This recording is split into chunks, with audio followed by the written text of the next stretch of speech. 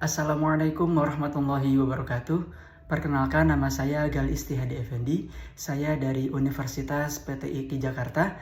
Saya dari jurusan dakwah Prodi Ilmu Komunikasi dan Penyiaran Islam. Dan saat ini saya berada di Kecamatan Ciasem, Kabupaten Subang, Jawa Barat, yang merupakan tempat tinggal saya sendiri. Kecamatan Ciasem yang terletak di Kabupaten Subang, Jawa Barat ini dahulunya merupakan kawasan yang agraris dengan mayoritas penduduknya adalah pekerja, baik dalam sektor pertanian maupun dalam sektor perkebunan. Perubahan zaman adalah sesuatu yang tidak bisa dihindari. Di berbagai pelosok desa di Indonesia, khususnya di Desa Ciasem, Kabupaten Subang, Jawa Barat ini, perubahan itu datang perlahan namun pasti. Salah satu perubahan paling mencolok bagi saya adalah struktur ekonomi masyarakat. Jika dulu masyarakat Ciasem dikenal sebagai komunitas agraris yang menggantungkan hidup dari sektor pertanian ataupun perkebunan, kini perlahan-lahan arah kehidupan ekonomi mereka mulai berubah. Munculnya kawasan industri di sekitar Subang, pembangunan infrastruktur jalan raya Pantura, dan perkembangan sektor jasa atau perdagangan membuat masyarakat untuk meninggalkan ladang dan sawah, lalu beralih ke pabrik, toko, bahkan ada yang membuka usaha sendiri.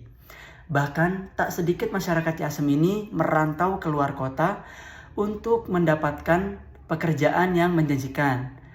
Tentu semua ini membawa harapan baru bagi kehidupan ekonomi warga, seperti peningkatan penghasilan dan akses terhadap pendidikan serta fasilitas kesehatan. Namun di balik kemajuan tersebut, terdapat sisi lain yang juga penting untuk kita cermati.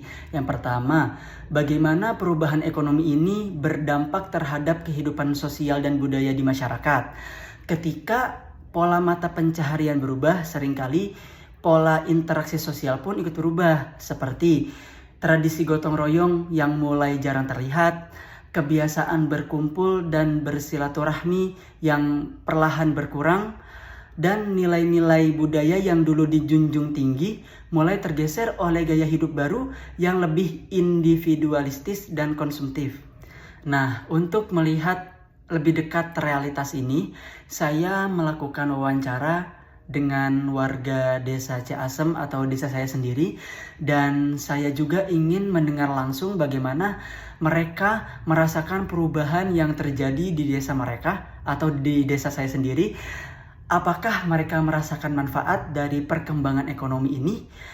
Apakah mereka merasa ada sesuatu yang hilang dari kehidupan sosial mereka, dan bagaimana mereka memaknai perubahan budaya yang kini sedang berlangsung di Desa Ciasem ini?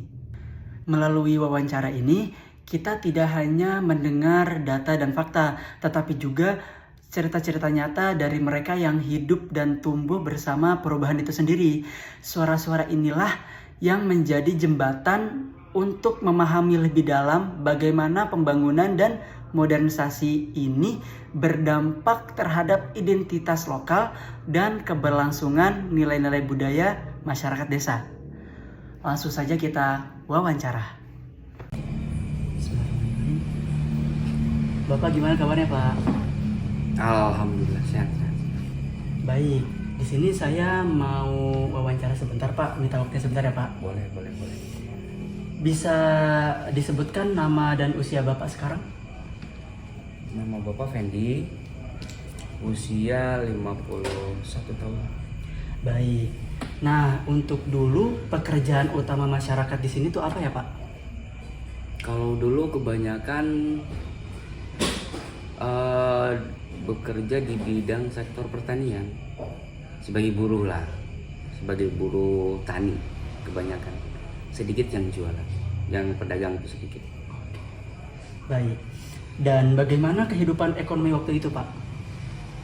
Ya dibilang cukup sih, enggak, walaupun enggak seperti sekarang. Kebanyakan ya cukup lah, cukup untuk biaya sehari-hari, cukup lah. Oke, baik. Untuk sekarang itu masyarakat banyak bekerjanya itu di sektor apa, Pak? Kalau boleh tahu. Kalau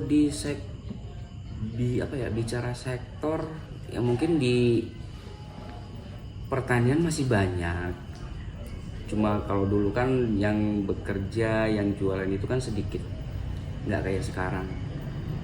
Yang mungkin ya kebanyakan yang ambil imbang lah. Tapi kebanyakan sih ya jadi pedagang.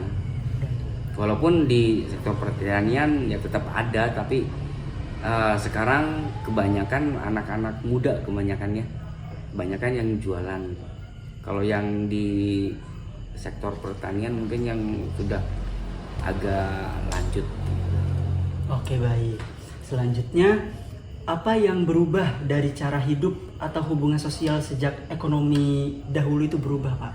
Menurut Bapak tuh apa yang berubah dari dulu, dari zaman dulu hingga sekarang terkait cara hidup atau hubungan sosial?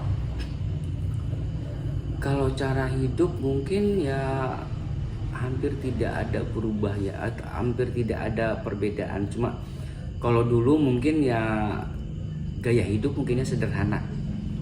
Dari segi makanan, pakaian mungkin kalau dulu itu lebih sederhana, tidak seperti sekarang gitu kan. Dulu aja motor aja jarang, sekarang kan banyak, hampir tiap rumah punya. Terus ya dari gaya makanan, gaya pakaian juga ya mungkin berbeda. Karena mungkin tuntutan zaman. Karena seiring berkembangnya zaman ya, Pak ya? Iya, betul. Oke. Dan apakah tradisi dan gotong royong masih kuat seperti dulu untuk saat ini, Pak? Nah, tidak, beda. Kalau kalau masalah gotong royong, kalau dulu itu lebih kompak, lebih lebih dinamis dulu sih.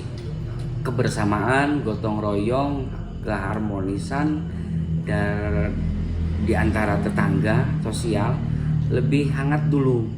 Kalau dulu itu guyub lah istilahnya, kalau bahasa sini guyub lah, kompak. Jadi di mana ada pekerjaan yang mesti dilakukan oleh masyarakat secara gotong royong, satu komando langsung datang semua. Lain dengan sekarang. Kalau sekarang ya kebanyakan punya kesibukan masing-masing, jadi mestinya ya cuma orang-orang itu aja yang istilahnya yang mau bersosialisasi untuk menyumbangkan tenaganya. Oke, baik. Beda lah.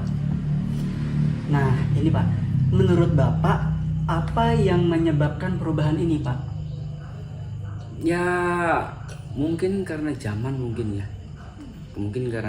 Kalau dulu kan ya tidak terlalu fokus dengan pekerjaannya, sebetulnya fokus juga. Cuma kalau dulu kan kalau misalnya tidak berhenti waktunya musim tanam itu kan ada senggangnya, jadi banyak yang di rumah gitu kan. Kalau misalnya ada apa-apa ya tetap bersabar gitu kan. Kalau sekarang kan kebanyakan yang jualan, jadi walaupun sudah tidak kerja di lahan pertanian ya mungkin kebanyakan ya jualan yang karena tuntutan, karena kesibukannya masing-masing begitu. Nah, dampak positif dan negatifnya itu apa, Pak? Dampak positifnya itu ya kalau sekarang ya mungkin tidak mengandalkan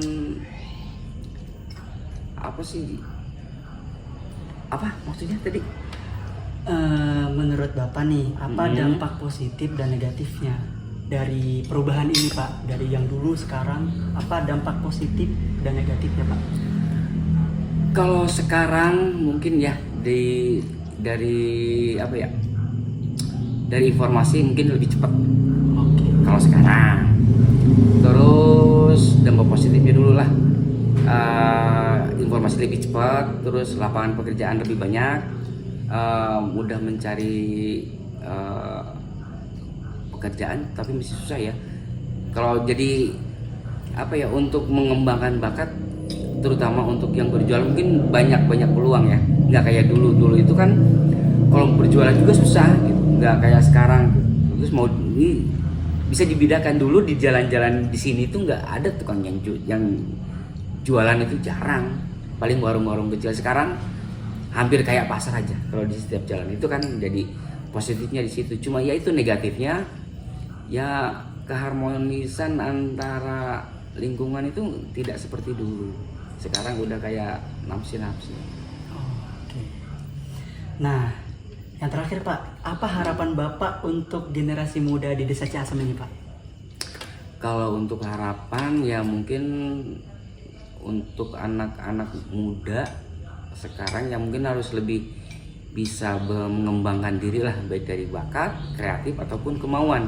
Jangan disimpan gitu. Harus punya inisiatif sendiri, jangan mengandalkan dari siapapun. Kita harusnya punya inisiatif untuk bisa memperbaiki diri, minimal ya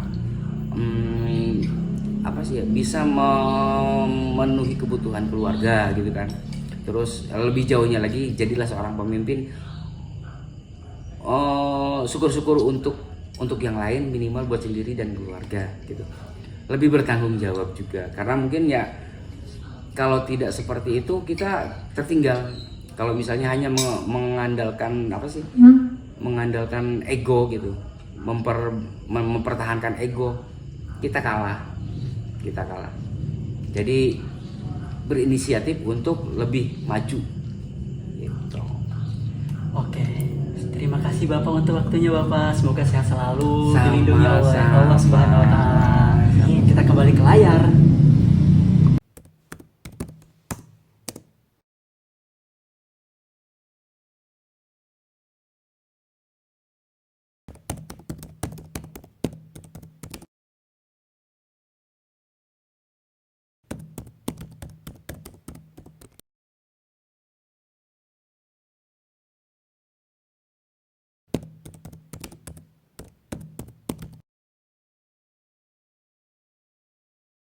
Nah, dari hasil wawancara di atas, dapat kita simpulkan bahwa terlihat jelas perubahan struktur ekonomi di Ciasem ini membawa dampak yang sangat besar terhadap tatanan sosial dan budaya.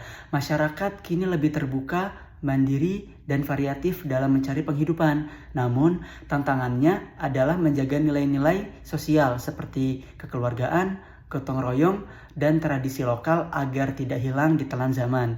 Saya Gal Istihadi Effendi dari Universitas PTQ Jakarta mengucapkan terima kasih kepada narasumber dan semua pihak yang telah membantu dalam wawancara ini. Kurang lebihnya mohon maaf. Wassalamualaikum warahmatullahi wabarakatuh. Audio Jungle.